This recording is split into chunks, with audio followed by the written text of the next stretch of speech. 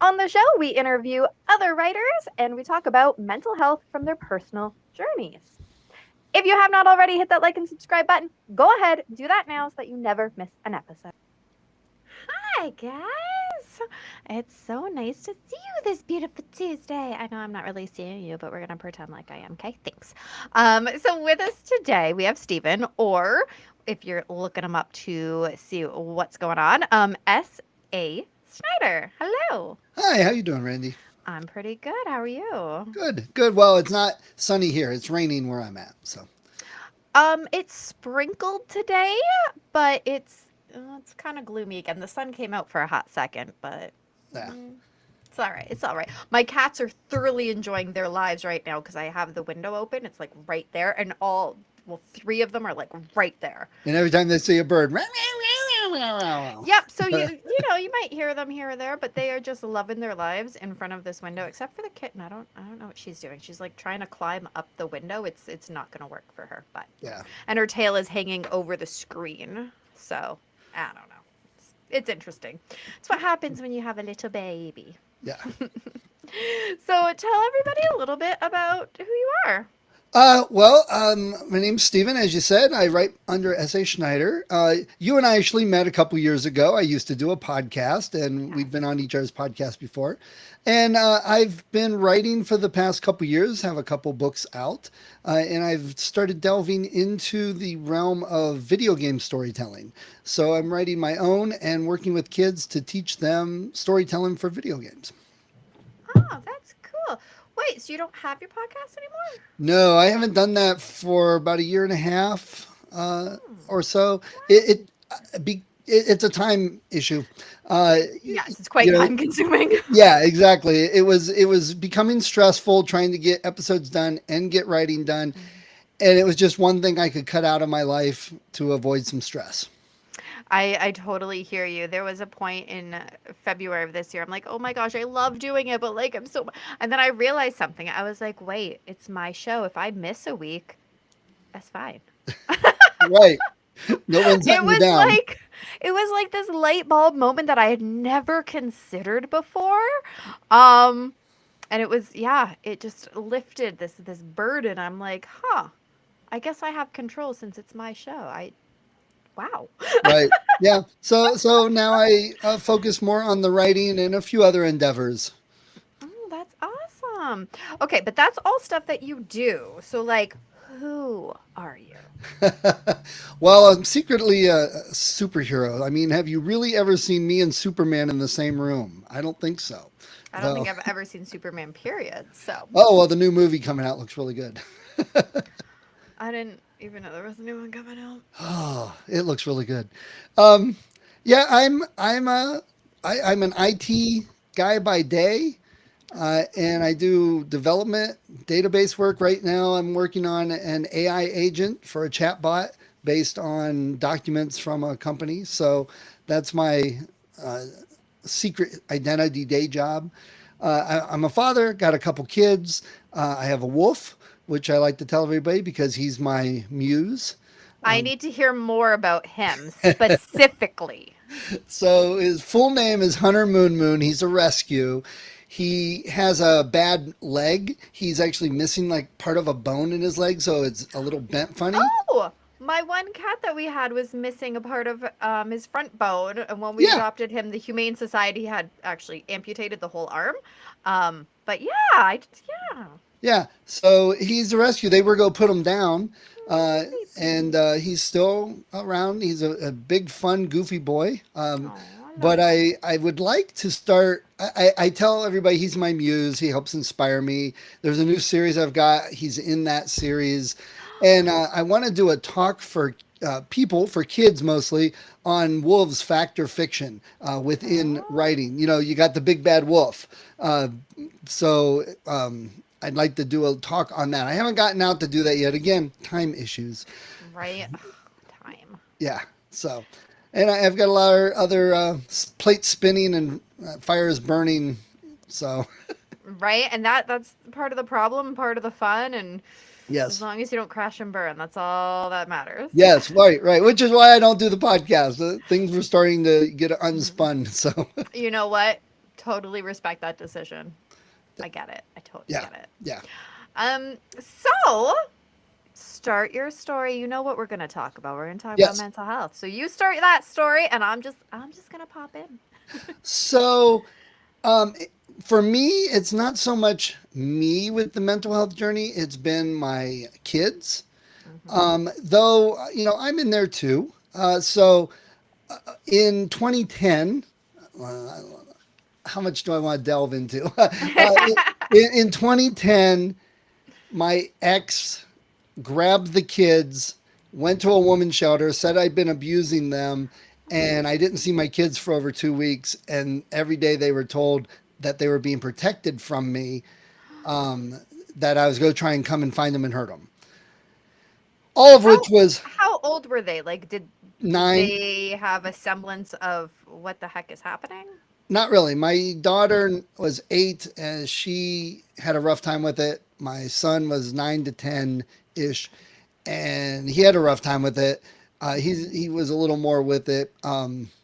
It was all lies, and we proved that in court, and she got a Mm-hmm. little reprimand. Not much though for what it was. Yeah. And then it was a battle for years, and I went through a lot of stress.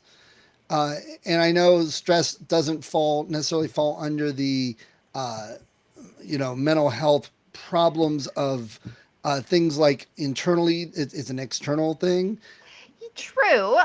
So it's not to say that it's necessarily a DSM-5 Right. thing. However, stress causes us to have moments where our mental health is not doing so good. Absolutely. I was on a huge downward spiral. Yeah. I wasn't sleeping. In fact, I wasn't sleeping to the point where I went to the doctor and I told him, I said, look, I'm just so stressed. I can't sleep, can't Yeah. fall asleep. And then I wake up and I can't fall back to sleep. I'm tired all the time and stuff. So he gave me Ambien to take, Hmm. and said, give this a try, but be at home when you take it the first couple times because you don't know how to affect you. So Okay. I Yeah. was I was at home and I was reading a story to the kids and I told them we're going to read in my bedroom tonight. If I fall asleep, just go to bed. So literally in the middle of the story, I just went and I was out. Woke up at 2 in the morning and my kids are dancing in my room. I'm like, "What are Oh. you doing?" I thought I told you to go to bed. We wanted to hear the end of the story. Oh So my gosh, yeah. that's Um, funny. so I dealt with that for a long time, which is why now when I identify I'm under stress, I do things like, well, I'm not going to do the podcast anymore. Yeah. It affected my life so negatively for years that I'm like, maybe I don't handle it as well, maybe so, Right. but I control it as much as I can by eliminating stressful things. So I keep looking over there because my little cat, you know what? Is We're, climbing? we're going to take a little break for a hot second and look at this. Look at this little bugger. See how she's ripped the things off my wall? Yeah, yeah. So I keep looking over there in attempts to make her realize that she's not allowed to, but let's be real, it's not working. Oh yeah, It's my not my working at all. my cat. Uh, he was just wandered into the yard. He's an outside cat originally, little kitten. My son was having a birthday party and he started climbing up everybody's legs and like putting his paws on their chest and licking their nose and Yeah, yeah. just made himself very endearing. And we opened the door and he immediately ran inside and he was exploring. And I'm like, this cat's way too cool. So Right? Yeah. he's my cat indoors now. And he's still, if I move it during the night, he's like, hey, is it time to get up? And jumps on my chest, starts licking my nose. I'm like, no, Yeah. no, no, go away. Yeah. Yeah. Normally when I'm doing an interview, she like curls up in my arms, but like I said, the windows are open and everything's so exciting outside right now. So she keeps going between climbing the wall and going to the window. And Yes. I'm like, it's amusing. But Yes. that's why I keep looking over there. Um, Got yeah, it. yeah, she's a little darling. Um, but anyway, so you and we said it, stress isn't necessarily DSM-5 as a diagnosable criteria, blah blah. But there is like, um, oh, my doctor had diagnosed me with it before I was diagnosed with like actual full blown depression. It was situational depression, Yes. Yes. right? And why was he saying I had situational depression? Because of all the stress. Right. Yep, absolutely same thing. And I started noticing, I'm not enjoying the things I used to enjoy. I don't care to do anything, Mm-hmm. and it became a big problem. So that was a large part of my life for years. And actually, about the time I wanted to start writing is about the time I started getting over it and getting out of it. So I don't think the writing necessarily did that, but I wouldn't have written if I still had all the stress. It was a symptom of getting rid of stress. Which is a pretty good symptom for that. I like Yes, it. yes. So, how did you manage to pull yourself out of that? Because I mean, stress doesn't go away. Let's be real. No, well, it it actually was more just because of time, because my major stress was dealing with my ex. Yes. We went to court 8 times in 8 years because every agreement we came to through the court, she just disregarded and did whatever she wanted, and I'd have to take her back to court. And their Golly. answer was not any repercussions for her. Their answer was, well, guess you got to make a new agreement. And I'm like, why would I make a new agreement? She didn't follow the last one. So That's amazing. Hey, this isn't working, so we're gonna yeah, trash it and start over for, because you the know, next one will work. she could get whatever she wanted that way. And I learned to play the game in the court, and that was a large part of the stress because I had no control. Yeah. But by about 2016, 2017, the kids were getting older. Yeah. Even though they weren't 18 yet, they were refusing to go over to see her. They were refusing to spend time with her.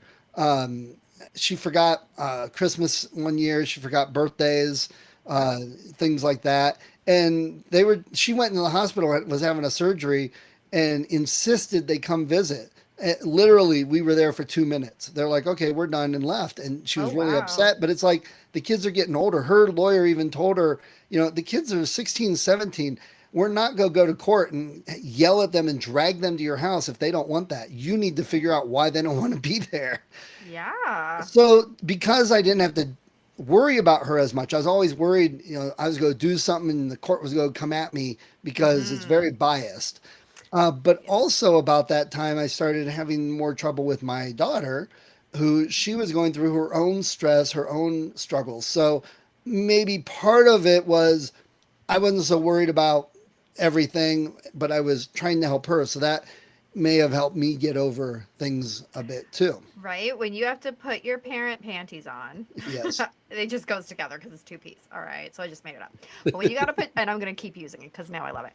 So when you got to put your parent panties on, it changes things ideally for the better. Not always, but Right. it focuses the attention on, I need to help my kid because as a parent, all you ever want is for them to be happy and healthy and succeed Right. in whatever it is they're trying to do. So it gives you this whole other thing to focus on, shifting the mindset.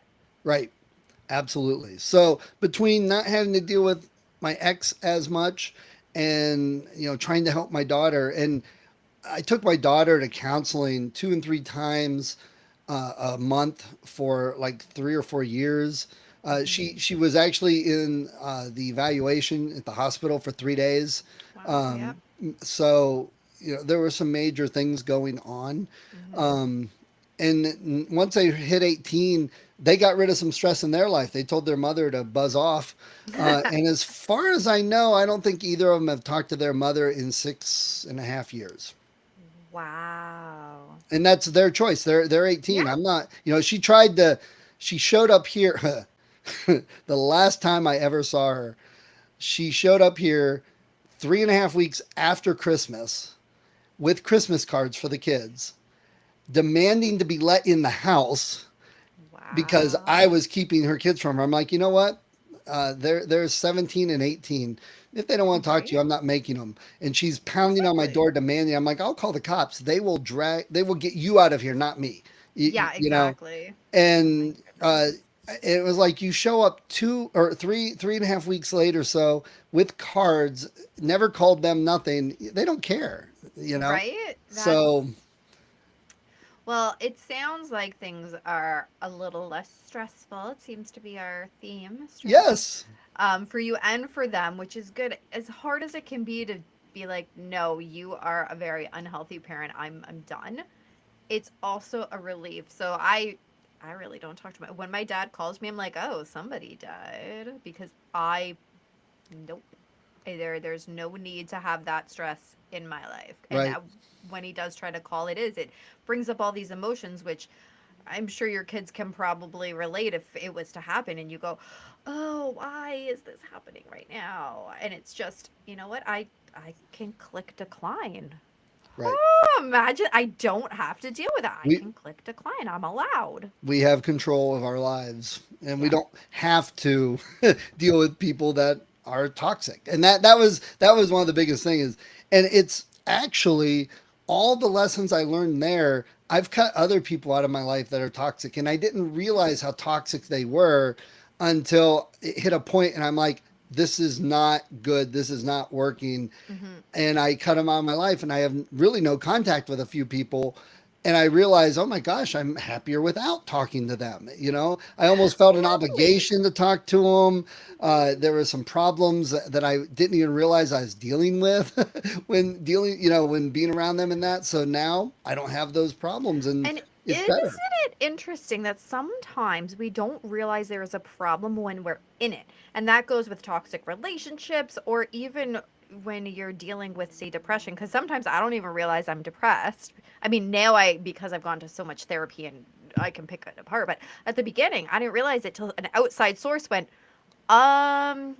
I think maybe something's going on. And then you step back, and it's that moment of step back, whether it's out of a toxic relationship or stepping back, looking at yourself, you go, oh, yeah, something was wrong with that situation. Yeah.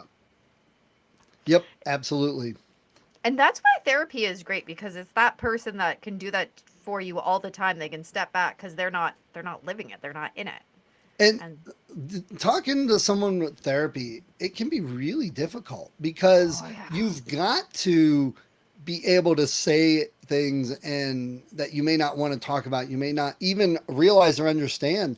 Yeah. And I think we had that problem with my daughter for a while Hmm. where she got a little manipulative and she wasn't saying all the things 100% or Yeah. truthful or Or they she were was, saying the things that they thought would get them out of it. My yes, my one kid, yep, I had a therapist go, "Oh, they're doing so well. I don't think they need it anymore."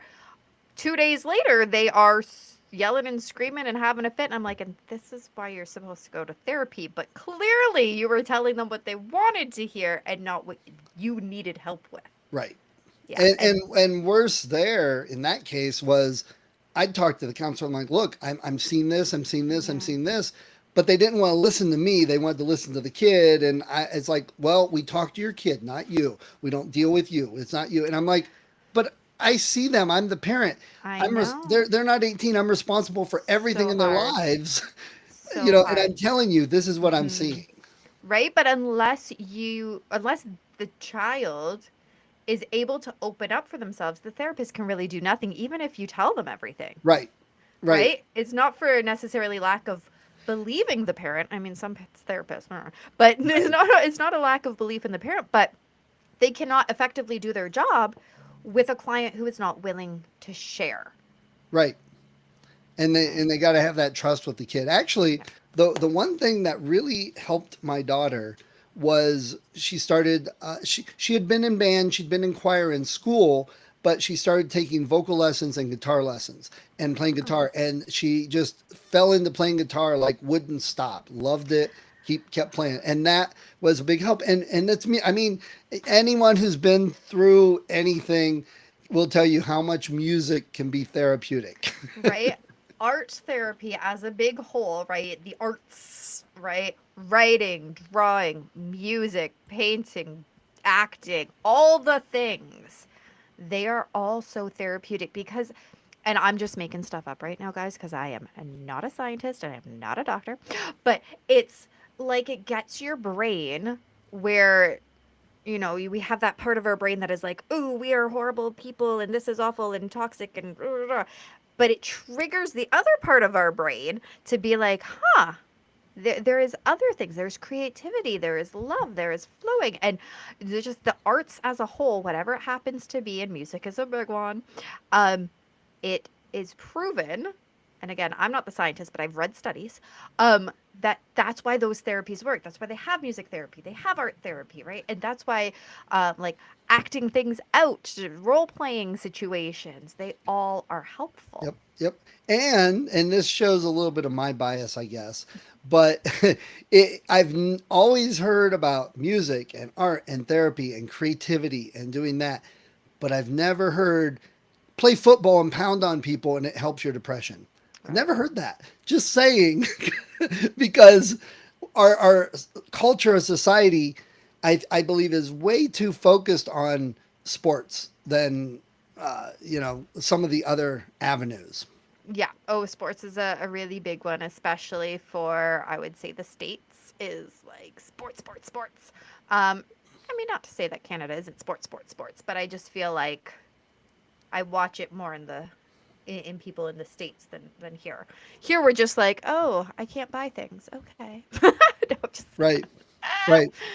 And that's life. and that's also, I mentioned the video games. That's one of the reasons I got into video games for storytelling for kids, because it's something they can do right now. It's not Mm-hmm. something they have to wait till they're older and have training or schooling or whatever. They can do right and work on video games right now. Yeah. And it's And it's what something. they're into. Exactly. Yes. And it's something that just about any kid could do, whereas being on the football team isn't something any kid can do.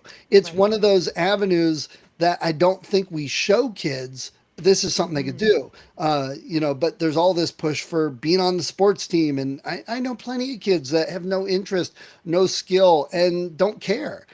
Uh, Or when we talk about sports, you think of football, baseball, hockey, basketball, right? You think of all of those, but sports come in all sorts of shapes and sizes. One of my coworkers, his kid is, um, he was like picked for some big Canada dance thing. I can't yeah. remember what it's called, but like he's a major competitive dancer, and that is not what people think of when they think of sports. But it's not only a sport, but it's that creative side of you too. So you're kind of getting the best of both worlds when you do something like that. All right, so you walked right into it. Let me give you my spiel, and I tell parents this all the time about the video game storytelling. So this is all tied together. So in Ohio, because that's where I live specifically, a couple years ago they passed a resolution to where high school kids can earn their varsity letter in esports. So esports, which is open to anybody, girls, people in wheelchairs, people that may have some problems with one of their limbs, missing fingers, just about any kid that couldn't play regular sports can play in esports almost. And it's now in Ohio, high schools, they can earn varsity letters. The What, so reason sorry, what is a varsity letter? Oh, okay. So in high school, all the kids on the football team would wear their leather jackets with the big letter on it. Yeah. Yeah. So that's a varsity letter. They were on the varsity team and earned Okay, their yeah, we letter. definitely don't have that. Right. When I saw in Ohio too, I saw some kids walking around with letters for theater and band and choir. I'm like, when did that happen? Yeah. And now they added esports to it. That's So, so cool. And and it's just so much more encompassing. it is, and it's huge. The reason they did it was because the Ohio colleges were getting students from outside of Ohio to come to the Ohio colleges to be on their esports teams and compete. It is becoming huge. Video games as an Oh, industry is bigger than our National Football League because it's worldwide. And yeah. there's more opportunity there, more people playing it than play football. You Yeah. may take your kid to football practice. How many times is he ever going to end up on a pro football team?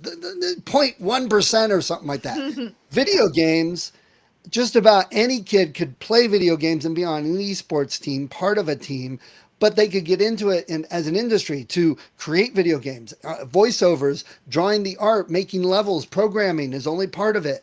Yeah. And then there's now narrative designer as an actual title, and that's the storytelling within video games, not just the backstory, but the level, each level, the story it tells, or each character, like Skyrim. Right. Every character you go to can talk about something completely different. Yes. There's 300 books in that stupid game that you can read about the history that somebody Oh my wrote. gosh. I just finished the new Zelda game where you're actually Princess Zelda. Zelda's another great example. And I was laughing at the end, and this goes exactly what you're saying, or not at the end, but like the cut scenes throughout it, right? And I said to my kid, because I'm impatient, I just want to skip the cut scenes personally. And I said, I miss the day when video games didn't have all this storytelling part. But and that's the thing. That's all story. It's really an interactive movie that you're It in the really middle of right is. there. Yeah. It is so huge now, and like I watch some of the stuff. My kid loves to play Genshin Impact, Okay. and that's I see these characters, and she's going up to these other things, and you have to put this outfit on so that you can do this level because this level has this storyline to it and whatever. And I'm just like, I don't know what's going on. I'm gonna go back to Mario. I'm gonna go Right. jump on mushrooms. Yeah, and I'm even older than you. I had Space Invaders. Don't. Oh yeah, But yeah, what's the story there? But yeah. but the one thing about video games and some of these jobs now, if you want to be a programmer, they want you to have training and a degree.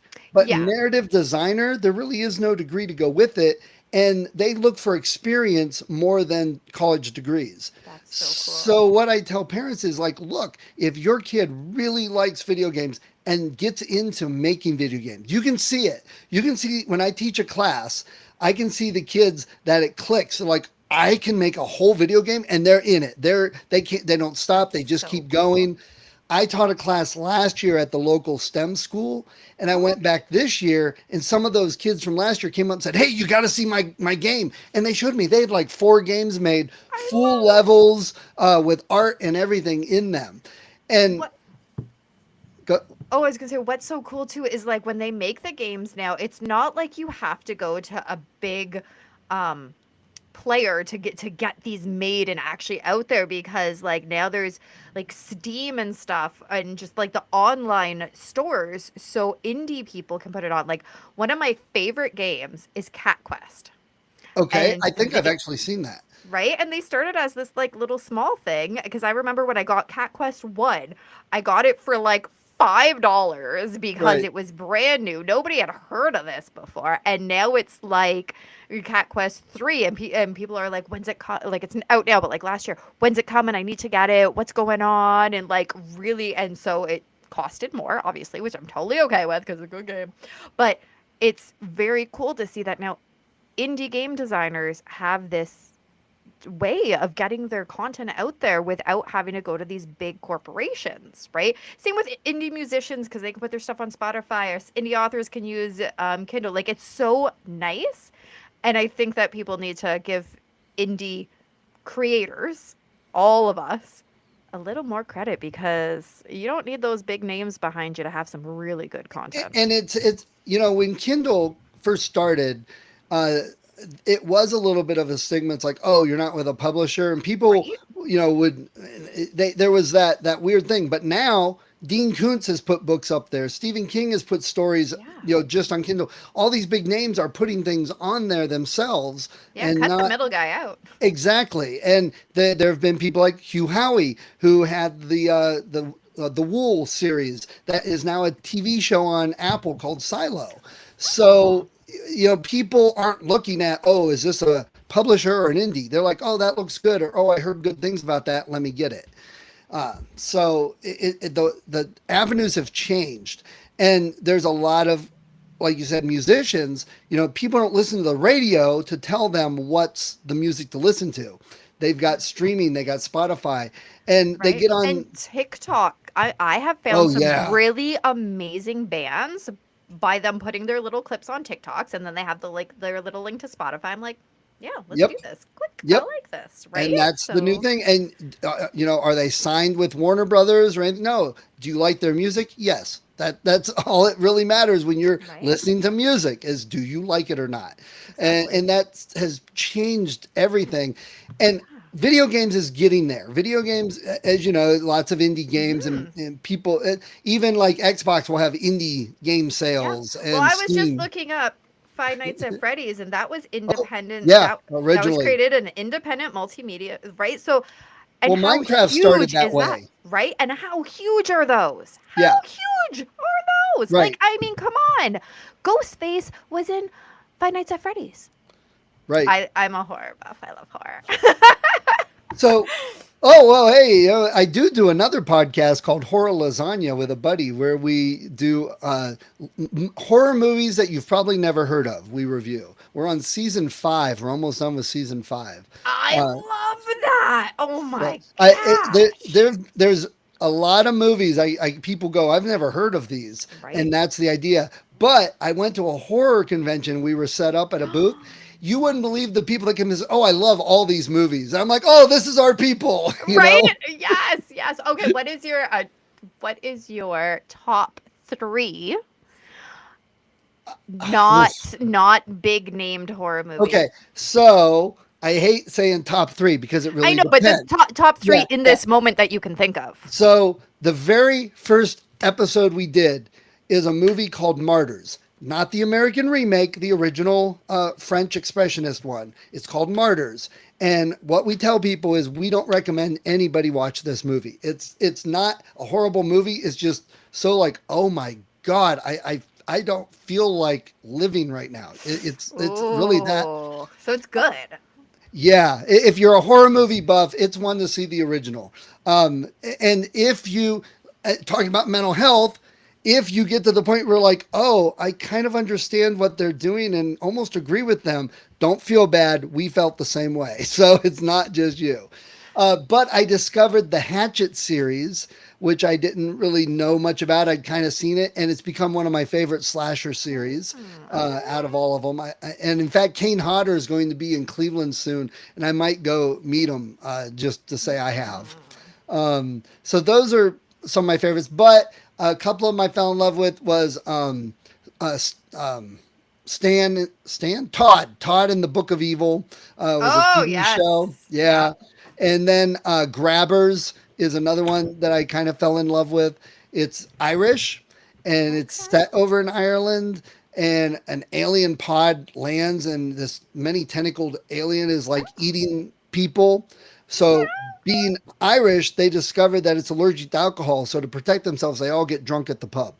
And Oh I no. was like, I was laughing so hard. It is so perfect. And better yet, my co host, his daughter now lives in Ireland Oh, with her that's boyfriend over there. And funny. they're actually big listeners of the podcast. So it's always a shout out to them. That's So, amazing. so those are Love probably that. some of the favorites out of everything we've done, though there are many that I didn't Yeah. even know. My buddy who co-hosted, the reason we started it, he's watched and cataloged over 1,200 horror movies. And so we're basing it off of all of that list. Yeah, yeah. So, Dang. Very cool. Love that for you. That's exciting. yeah, it's very fun. So I was also going to mention, we got off on a tangent. We were I talking know. about the creativity and what people can do. One of the things I would love to do is find a school, one of the more underprivileged schools in an area that's not tons of tax money, not the best school, that, lots of dropouts, blah, blah, blah.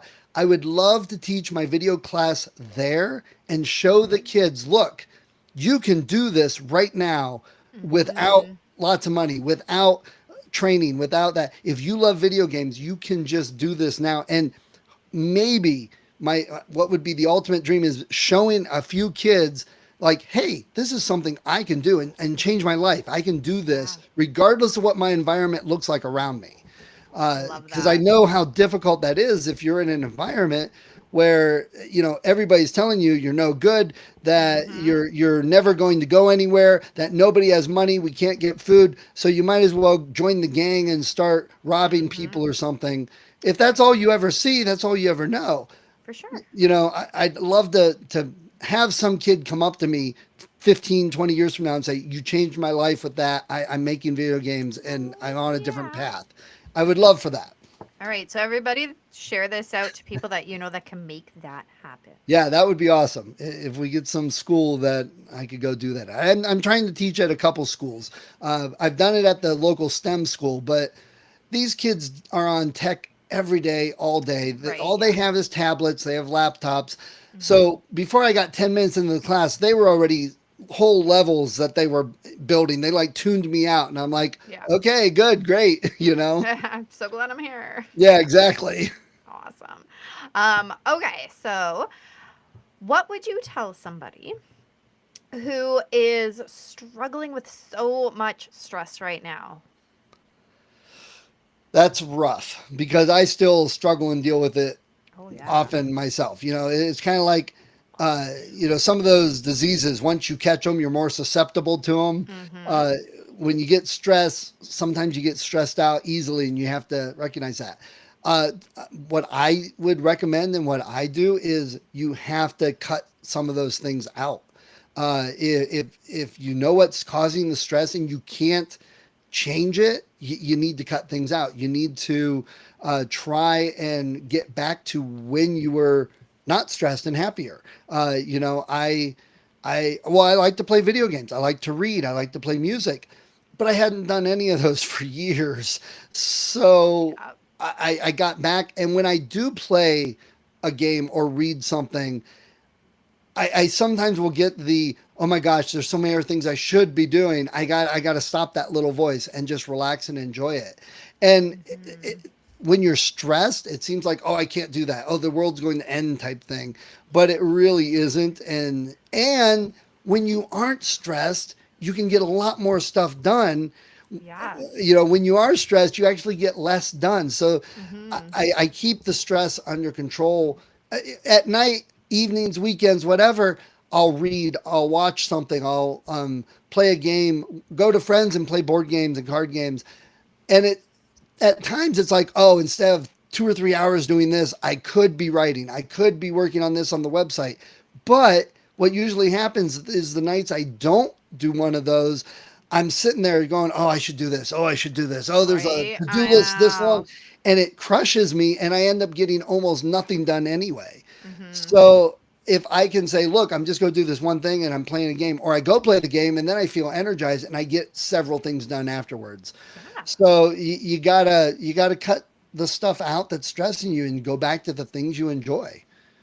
Love Get a it. balance. If you don't have that balance, you can't control it. Beautifully said. All right. So talk to us about I mean, you've already kind of talked to us about what you're up to and doing, but what is it that you're promoting right now? Oh, geez. So the book that is coming out, it's all done, all ready to go, is Transgression of Magic. It's the second book in the Town Magician series.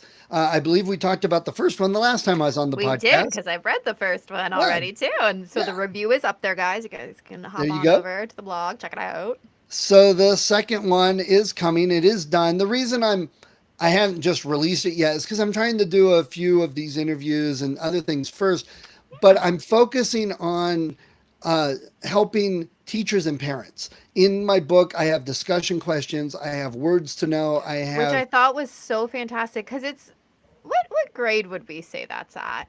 Like four mid, four yeah. fifth is about what seems to The fit. cat was on me. Ow, jerk. So I always try and put some words in there that maybe they don't see very often, maybe are a little above the fourth or fifth Hmm. grade level. But then I always put in the back of the book or story, it's in my short stories too. I put the word with where it is in the book, the sentence, and then my easy definition, you might say. And I always encourage them to look it up because I don't want to mislead anybody with my definition being confusing, but I Right. don't just use a dictionary definition.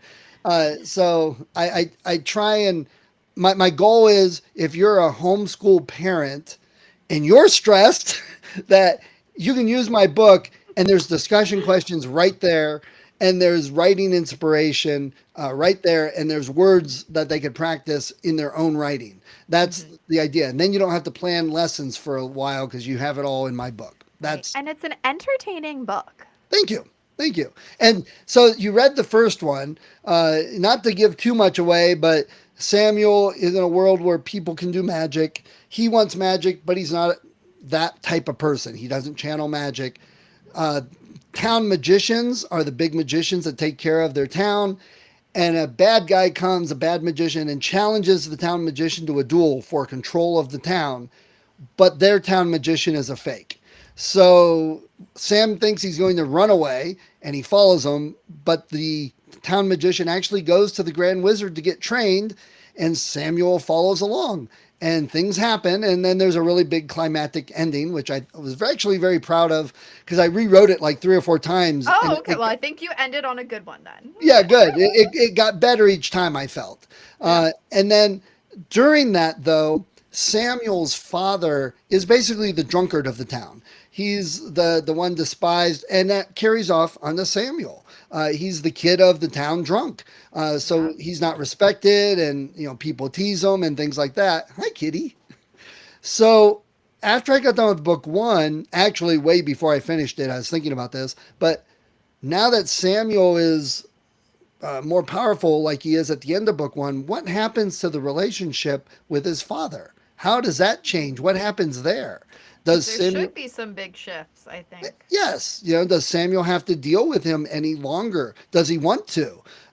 You know, and so I explore that, and there's a lot more to it than just their relationship because we find out who his father is, what his father is from before, his back history. And there's some things that happen that lead through the whole story. In fact, you can't see it so well. Sorry.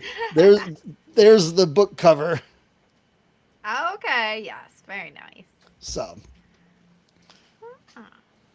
and that's the big series I'm working on. Book two's out. I'm working on book three. I've got another series that'll be coming out. It's called Oddish Questers. It's a group of sibling investigators that investigate things like Bigfoot. You can kind of think of it as Scooby-Doo meets the X-Files is how I think of it. All right, I like that because I like both of those things. Yeah, so do I. That's why it's fun to write in. Excellent. All right, and how do people get a hold of these books? Everything is centered on my website. I do have some social media, but I put it all through the website, sa-schneider.com. Schneider's Schneider. All my books are there. All my teacher materials are there. I'm working on some video series for creating choose your own adventure books because those. yes, there's some really good new ones out. The new ones, if you haven't seen, got an A for your kids. They have reprints of some of the old books, but they have new ones being written. But on the back is the map of the storylines, and you can see the points where all the pages are and where the branches are. So you can see how many choices and endings there are in the book. But it's great practice if you're writing a choose your own adventure to see where all these choices are and then read the book and you can see where the branches go and what endings they lead to. It's great practice. And I like telling kids and parents about choose your own adventure books and creating them because that leads to video games, because that's the type of thing you have to have in video games is the choices characters make, but how that affects the story, how that affects the rest of the game. So it's great practice to start with. Fantastic. And I know you said you had some social media, so where is it that we follow? I'm on Facebook, S.A. Schneider Auth, because I think somebody else had S.A. Schneider. I have links from my website. I've got a YouTube that I haven't done a whole lot with, but I'm starting to put up more videos. Some of these videos for the Choose Your Own Adventure, some clips from various podcasts I've been on, and I've got some plans for some other videos to go up there to all, again, tie together with some of the articles I'm putting up for parents and teachers. I'm not an educator. I'm not a trained teacher or anything like that, but I have dealt with kids and been with kids, pretty much my whole adult life, starting with, even after I was younger out of Scouts, I stayed with Scouts and worked with the younger kids, my own kids, soccer coach, baseball. I was a Girl Scout leader. And so I try and not step on educators' toes, but I try and do things to help them. Love that. That is fantastic. Well, thank you so much for being on the show. Thank you. It's been fun. Again, nice seeing you again. Right. And I'm sure you will be back because, we like to continue conversations. Yes, I will be getting the first book of the Oddish Questers out hopefully into the winter, before the new year, around the new year. The first book should be out. I already have a picture book out with it. I have a short story on my website Oh, with the cool. group. And for when I go to events, I go to paranormal conventions, fairs, and stuff. And I have a Young Explorers kit for kids. It has a hat, a bag, a vest, Oh, a that's microscope, and so also or magnifying glass, a compass, and a little notebook to take notes and things like that. cool. Oh, I love all that. Stop it. She's trying to play at the window again. I don't want her to wreck the screen. Yes, I just had those fixed last year. 2 years ago? I don't know. it's about time to fix them Recent-ish. again. I don't want to. Right. So thank you everybody for tuning in. Of course, if you have any questions, toss them in the chat below, and we will always come back to them. And be sure to hit that like and subscribe button if you haven't already. Share this stuff out. We have some really important stuff that we're talking about here, and everyone can use it. And everybody can relate usually at one point or another. Exactly. Stress knows no bounds. So Yes. share. And remember, the only way to end the stigma of mental health is to speak openly and honestly. Bye. Bye.